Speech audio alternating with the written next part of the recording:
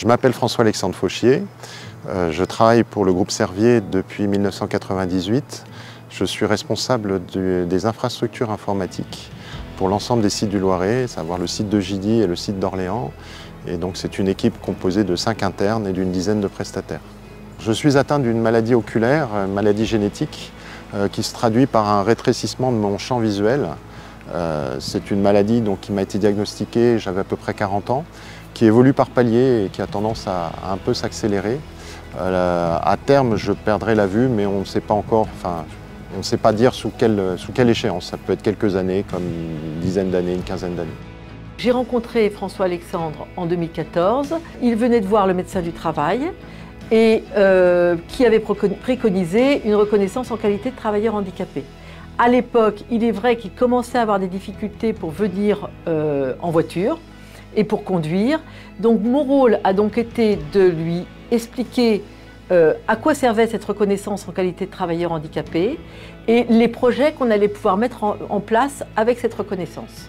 Quand j'ai appris ce diagnostic, il m'a fallu quand même un petit peu de temps pour digérer un peu cette maladie, savoir ce que c'était et surtout les conséquences de cette maladie. Mais assez rapidement derrière, je savais que j'allais avoir besoin de l'entreprise et particulièrement de sa politique handicap pour me maintenir dans mon emploi avec les évolutions à venir de cette maladie. La RQTH a permis de mettre en place deux choses, une étude ergonomique avec un aménagement de poste et une prise en charge d'un taxi domicile-travail pour permettre à François-Alexandre de continuer à venir au travail. Donc c'est Handiem qui a financé ces deux projets et sans cette intervention, François-Alexandre n'aurait pas pu être maintenu au travail.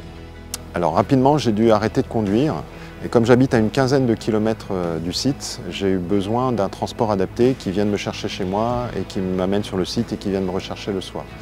Donc on l'a mis en place depuis à peu près 2015 avec Handiem et c'est un transport qui est renouvelé tous les ans. J'ai également bénéficié d'une adaptation de mon poste de travail. Alors cette adaptation a consisté en la mise en place d'un logiciel de retour vocal qui me permet d'avoir à l'oreille le retour de tout ce qui est affiché à l'écran. J'ai eu aussi la formation pour se servir de ce logiciel, parce que c'est un logiciel qui n'est pas si simple que ça à utiliser. Sachant que j'ai bien anticipé aujourd'hui, je vois encore ce qu'il y a sur les écrans, mais je sais qu'à terme, j'aurai besoin de ce logiciel quand je n'y verrai plus suffisamment bien. Alors pour nous, le maintien dans l'emploi, c'est vraiment une démarche collective. Elle associe des acteurs qui sont internes à l'entreprise, comme le service ressources humaines ou bien les infirmières de santé au travail, mais également des acteurs externes, comme le médecin du travail ou encore l'assistante sociale. Dans le cas de François-Alexandre, par exemple, nous avons travaillé collectivement pour permettre l'intervention d'un opérateur spécialisé, qui est le service interrégional d'appui aux adultes déficients visuels, qui est venu sur site, qui a réalisé une étude ergonomique et qui a préconisé l'achat du logiciel.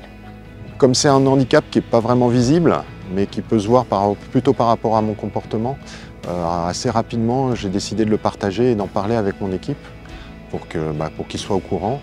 Je travaille aussi avec mon équipe parce qu'ils m'aident sur des choses que j'ai plus de mal à faire, comme par exemple les déplacements. S'il faut faire un déplacement en voiture, aller quelque part, je ne peux pas y aller tout seul, il faut que je sois accompagné ou dans certains déplacements à l'étranger. Alors au niveau suivi, je vois régulièrement le médecin du travail et je vois aussi au moins une fois par an Michel, l'assistante sociale. Ça nous permet de faire un bilan de mon état de santé, de faire les renouvellements de demandes, notamment pour le transport adapté, et voir si j'ai des nouveaux besoins, sachant que je sais que si ça arrive, l'entreprise sera à mes côtés pour m'accompagner.